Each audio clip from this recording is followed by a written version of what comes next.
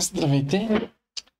Реших аз да направя едно клипче по повод радиаторите за отопление, с които всички се сблъскваме всеки ден, тъй като много хора постоянно ме питат, всъщност всички клиенти ме питат, да им препоръчам радиатори, като всички очакват да им кажа алуминиев, а пък аз, честно казано, всъщност винаги им казвам, че няма значение какво ще си купиш, важно е да си сложиш това, което на теб ти харесва. Защо? Ако се абстрахираме от цената, щом хората искат съвет, значи цената не е от значение, абстрахирайки се от цената, ще разгледаме трите типа радиатори, които се срещат на българския пазар. Всъщност два типа и последния, чугунен, ще разгледаме техните плюсове и минуси и ще видим дали и кое си струва въобще да се взима. Така, тук в случая виждаме, това е снимка на чугунен радиатор, ще да започнем с него, тъй като смятам да го претупаме набързо. Чугунните радиатори са стари, много тежки, като казвам много тежки, само едно ребро, един клидер е 7-8 кг, 10, някъде зависи от модела. Това са така нашите познати ни от едно време, от каманизма, както му казва един приятел.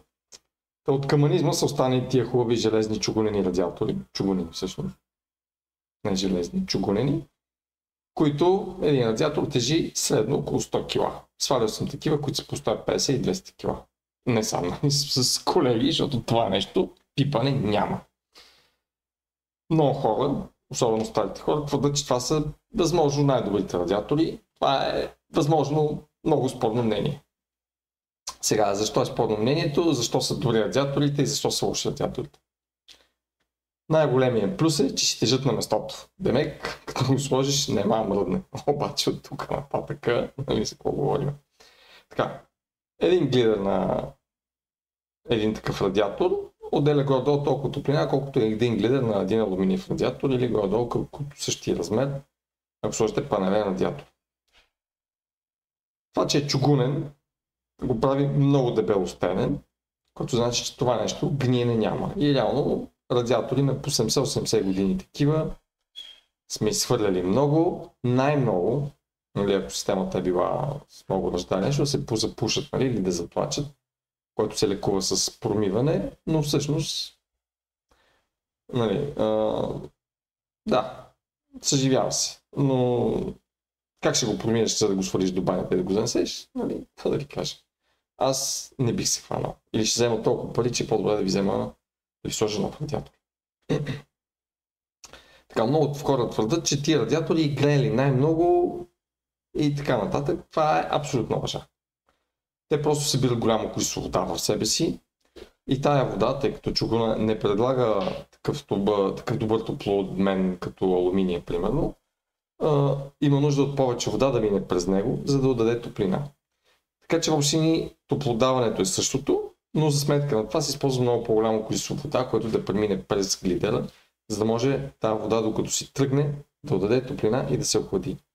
Примерно, ако на един глидер алуминиев му трябва около 150-200 грама вода, тук количеството може би около 400-500 мл вода. Даже може и до литър да стигне от глидера, нали, зависи от глидера. Така че чугунените радиатори тежат, събират много вода и фактът, че отделят повече топлина е абсолютно лъжа. Защо? Топлината се изчислява на база входяща температура, изходяща температура и количество вода, което е минало през уреда, който ползваме. Нали? И се умножава по дебит. Това е основната формула. Входящата вода минус изходящата вода, температура, умножено по дебита, по коефициента на водата за оплодаване, това е константа за всички видове радиатори, и получавате точното количеството отделена топлина. И реално, като сметнете, физиката си е физика.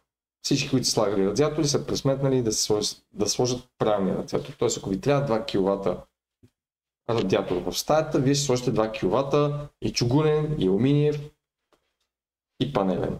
Така че не отделят повече топлина тия радиатори, нито са много по-икономични или нещо друго.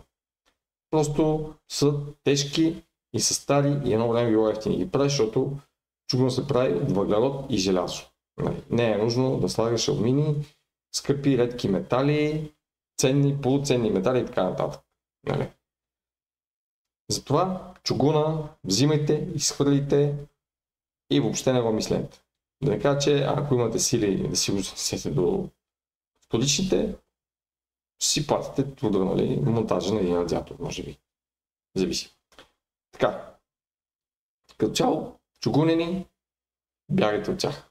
Аз лично, вече честно казвам, като ме викне някой да сменим чугунен радиатор, идвам и им казвам, или си го свалете, или, както е така на стената, както виждате, взимам флекс, саблен трил нещо, режа го на 4, на 5, на 6 парчета и го изхвърлям, въобще не му се занимавам. Който иска да си пази радиатора, да си го пази. Това нещо нито искам да го виждам, нито искам да го чувам. Така, приключихме с чугунните радиатори, греят, вършат работа, грозни са. От тук нататък, нали, грозни, по мое мнение. От тук нататък да минем вече на актуалните радиатори, които се продават на българския пазар, които са най-разпространените и от които реално хората се интересуват. Така, това е чугунен, това тук е алуминиев, това тук е панелен. Значи, това са алуминиевите радиатори, които всички хора най-много харесват.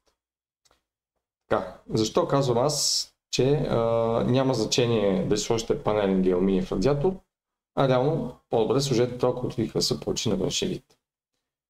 Изключвайки цената, всички останали фактори, до които аз стигнах и след 15 годишни наблюдения на българския пазар и на българските клиенти, стигнах до следните заключения. Всички радиатори живеят докато не бъдат изхвърлени. Аз до сега не съм попаднал на радиатор да са ми свали хората да са казали радиатора ми протече, радиатор изгни, радиатора не работи. Да го сменим. Няма такъв филм. Във всеки един случай хората ми се обаждат и казват, искаме да сменим радиатора. Като ги питам защо? Ми старе, грозене, не ми харесва и така нататък. Радиатор на по 10, 20, 30 години. Изхвърлял съм и алуминиеви радиатори, изхвърлял съм и панелни радиатори, и чугунени радиатори. Никой от тях не е бил пропил или изгнил. Всички са сменени, защото хората са си купили апартамента, правят си ремонт или чисто и просто смятат, че трябва да сложат по-нови радиатори. Сега, някой веднага ще каже, алуминиевите са по-добри. Алуминиите може да са по-добри, обаче първо ми го докажете. Защо? Алуминия като материал е факт, че не гние и не раздясва. До тук бие пред панелния радиатор, който е направен от ламарина. Обаче, ламаринени радиатори тип 22, които са слагани още от 80-те години по нашата държава, съм свалял такива и сега ги свалям все още, сега е 2025 година, значи радиатор на 45 години. Нямам му нищо. Хората го смеят, защото според тях е стар или според тях е грозен, което автоматично изравнява алуминиевия с панелни радиатори. И двата се продават с по 10 години гаранция, и двата живеят по 40-50 години. Всъщност, може би и повече, но до момента 45 години. А около 80-та година допуснем, че са почнали да монтират панелни радиатори. Значи, едните другите, като живеят по 45 години, нали, за мен са си достатъчно. Така че, по въпроса на дълголетието на тези радиатори, те са еднакви. Така.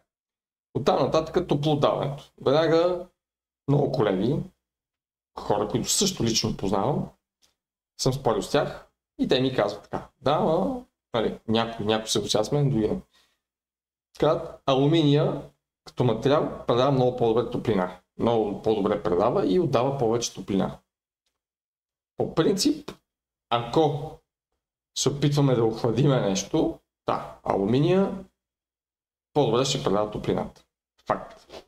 Обаче, когато го използваме за отопление, целта на упражнението е просто да дадем определено количество топлина. Тоест, алуминиев радиатор на 80 см, който е 10 глидера, е около 2 кВт. Панелен радиатор 80 см със същата височина приблизително отдава също около 2 кВт. Тоест, панелният радиатор и алуминиевия радиатор отделят едно също количество топлина. Значи, какво става? Живеят еднакво дълго, отделят еднакво количество топлина, Сега, алуминия, тъй като е метал, който има по-добър топлообмен, просто използва по-малко вода, за разлика от панелния радиатор. Тоест, ако алуминий ви ползва за 10 глидера 2 литра вода, да кажем, че панел ще ползва 3 литра вода. Но нас това не ни касае. Нас ни интересува топлодаването. Защото реално това е, което ние консумираме, това е, което ние плащаме. Ако и двата радиатора отделят 2 кВт топлина, ние консумираме 2 кВт топлина, ние ще платим 2 кВт топлина. Независимо от тази топлина дали вие ще я използвате през алуминиев радиатор, през чугунен радиатор или през панелен радиатор. Така че, ако искате да спестите от топлинна енергия, не сменяте радиатора, сложете си външна изолация. Сложете фолио, който отразява топлината зад самия радиатор. Защото панела как се затопля, ако знаете зимно време с инфрачервена камера, много го снимате, ще видите за какво става дума. Радиатор направо се е нарисувал на панел. Сменете си дограмата. Направете нещо, с което да намалите топлинните загуби, вместо просто да смените радиаторите и си мислите, ще грее повече. Няма да грее повече. Ще грее точно толкова, колкото ви трябва. Така че това е една много голяма заблуда, която се опитвам от край време да разясна и да разобеда хората, защото като ида и като ми кажат, ние искаме да сложим алуминиум. Защо искате да ги слагате? Ще стане по-топло. Не, няма да стане по-топло. И аз им го обяснявам точно както на вас. Радиатор 2 кВт отделя 2 кВт топлина. Радиатор 1 кВт отделя 1 кВт топлина. Плащаш 1 кВт, плащаш 2 кВт. Няма да стане по-топло. Термоглавите на радиаторите са за това. Тая термоглава, като я сложиш и като я въртнеш на 3, те на 3 повече производители поддържат около 20 градуса. Какво става? Врат 20 градуса. В момента, в който се затопли стаята 20 градуса, термоглавата ще затвори. Тоест може да имате радиатор 2 кВт, на 100 кВт радиатор, в този момент е студен. Или отделя 100, 200, 300 вата, колкото е нужно в помещението да се загрее. Реално погледнато, какво правим? Скопяваме радиатора, за да може да икономисваме от топлина. Ако искате да ви е по-топло, въртнете термоглавата на четворка, въртнете термоглавата на петица. Сложете по-голям радиатор, нали? Ако ви трябва. Ама първо започнете да държите радиатора на петица, да видите дали ще се стоплите. В смисъл, може би за много от вас това е очевидно решение, но честно казано, моите наблюдения са, по-голямата ми част от клиентите, това нещо трябва да им се го обясни. Ако смятате, че смяната на радиатора ще направи по-топъл дома ви, абсолютно се заблуждавате. За да направи по-топъл дома ви, трябва на петица радиатора да не грее. Ако радиатора не грее на петица, тогава вече сте за смяна на радиатор, защото вероятно е запушен или е затлачен. Но ако на петица радиатора грее, то тогава проблема не е в вашия телевизор. Проблема не е в това. Както вече казах, радиатор като грее, ще си платите по-голяма сметка, защото ви е по-топло.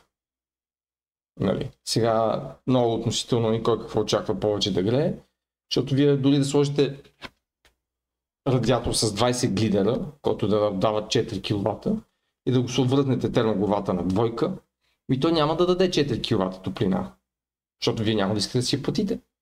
Така че, когато сменяте радиатори или решите да сменяте радиатори, както вече уточнихме, еднакво дълго живеят, отделят еднакво количество топлина, тази, която ви трябва на вашия дом, тя се изчислява, всеки може да ви изчисли.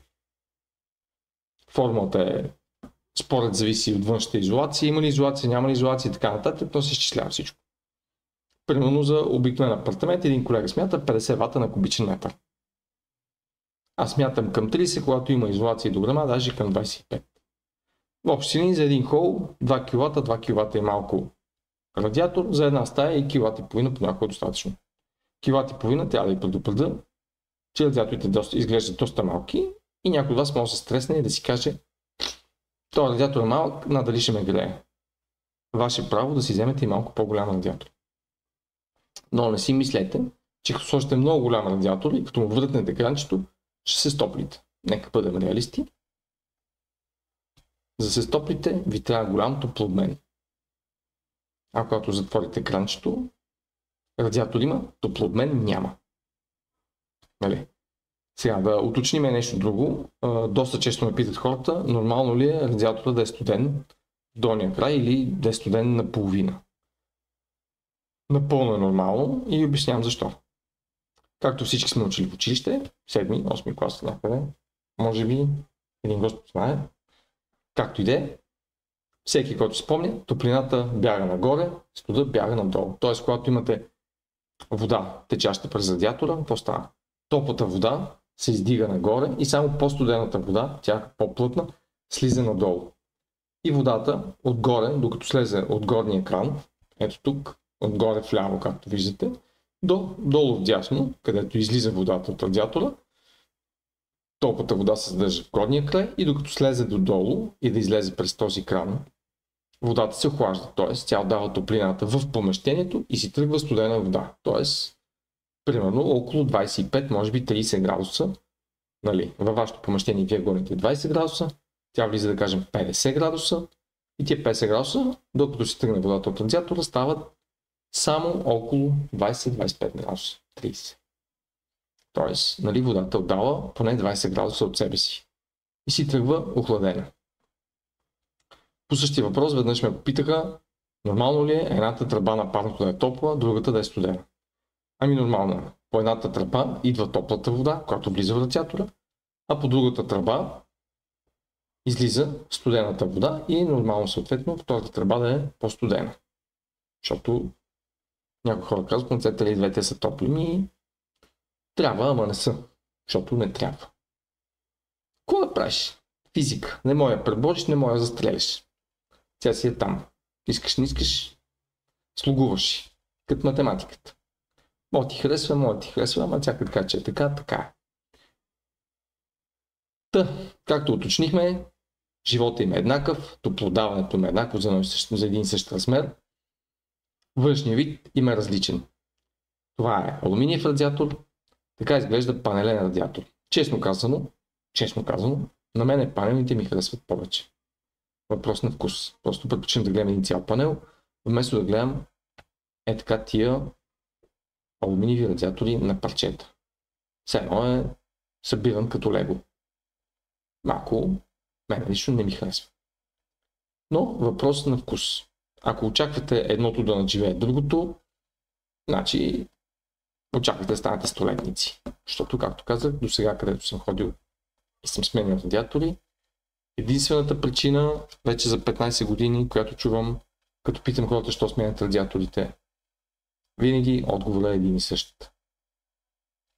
Защото е стар или защото е грозен и не им харесва. Веднъж само сменяхме един чугунен радиатор, беше се затлачил. Беше запушен радиатор и наистина на отворен кран, на петица, просто вода не циркулираше. Съответно, нямаше този кран как да се такова. Нямаше как да се стопли апартамента. Един единствен път за 15 години сме сменяли радиатор, чугунен, 300 мм беше. Нисък и дълъг в хол, защото нямаше циркулация, беше запушен самия радиатор. Единствен случай, при който радиатора не беше сменен заради външния си вид. Така че избирайте по външен вид. Всички останали параметри и характеристики ви устройват. Те са идентични и са еднакви. Успех с избора на радиатор и ако ви трябва монтаж, обадете се.